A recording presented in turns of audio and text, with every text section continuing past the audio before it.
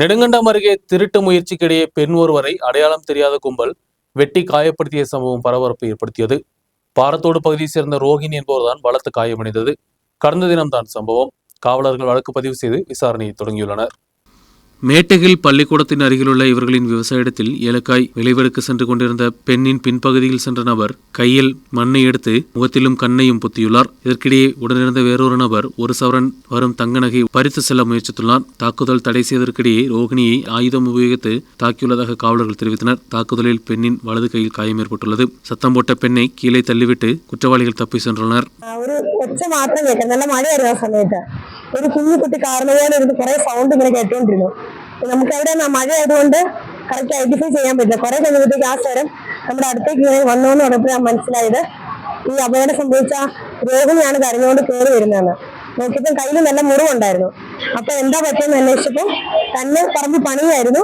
ആ സമയത്ത് പുറകിൽ വന്ന് ആരോ ചെളി എടുത്ത് കയ്യിൽ വാരി തേച്ച് മുഖത്തേക്ക് മൂടി പിടിച്ച് എന്നെ കത്തി കൊണ്ട് കഴുത്തിലേക്ക് കുത്താൻ ശ്രമിച്ചു. ഞാൻ തട്ടി മാറ്റിയപ്പോൾ കയ്യെ കൊണ്ടിട്ട് എന്നെ കണ്ണ് ഫുള്ള് മണ്ണായിപ്പോയി, കാണാനും പറ്റിയില്ല. എന്നെ ഉരുട്ടി താഴേക്ക് ഇട്ടു എന്നാണ് രോഹിണി പറഞ്ഞത്. சத்தம் கேட்டு வந்த அருகில் வசிக்கக்கூடிய பெண் தான் நெடுங்கண்டத்தில் தனியார் மருத்துவமனைக்கு அழைத்து சென்றது. ഒരു 13-15 സെന്റ് സ്ഥലമാണ് നമ്മുടെ കയ്യിൽ ഉള്ളത്. അതിനകത്തുള്ള ഒരു 50 ചെടിയിലാണ് കായെടുക്കാം എൻ്റെ വൈഫ് പോയത്. അപ്പം ഈ മഴയത്തെ സമയത്ത് ഈ പ്ലാസ്റ്റിക് ഇട്ട് അവൾ കായെടുക്കുമായിരുന്നു. അവളോട് ഞാൻ നേരിട്ടും പോയി വന്നതിന് ശേഷം പോയി ചോദിച്ചു. അപ്പം ഈ കയ്യും കൊണ്ട് ഇങ്ങനെ പുറയും ഒന്ന് കണ്ണടച്ചു. പെട്ടെന്ന് കണ്ണടച്ചപ്പം എനിക്ക് എന്താ ചെയ്യാൻ അറിയത്തില്ല, ഒച്ച വെച്ചു. കയ്യും മൊത്തം മണ്ണായിരുന്നു. മണ്ണും മൊത്തം കണ്ണിനകത്തും കയറി. അപ്പം ഇവിടെയെല്ലാം മണ്ണിന്റെ പാടുകളുണ്ട്. അപ്പം അങ്ങനെ പിടിച്ചപ്പം ഇവർ കൈ കൊണ്ട് മാറ്റാൻ ശ്രമിച്ചപ്പം അവൻ കഴുത്തേൽ വെട്ടാൻ വന്നു. അപ്പം കഴുത്തേൽ വെട്ടാൻ വന്നത് പെട്ടെന്ന് ഇങ്ങനെ കൈ പിടിച്ച് മാറ്റാൻ വന്നപ്പം കയ്യിലും ഉണ്ട്. കയ്യിൽ വെട്ടിയപ്പം അവൻ താഴേക്ക് ഉരുട്ടിയിട്ടിട്ട് ഓടിപ്പോയി.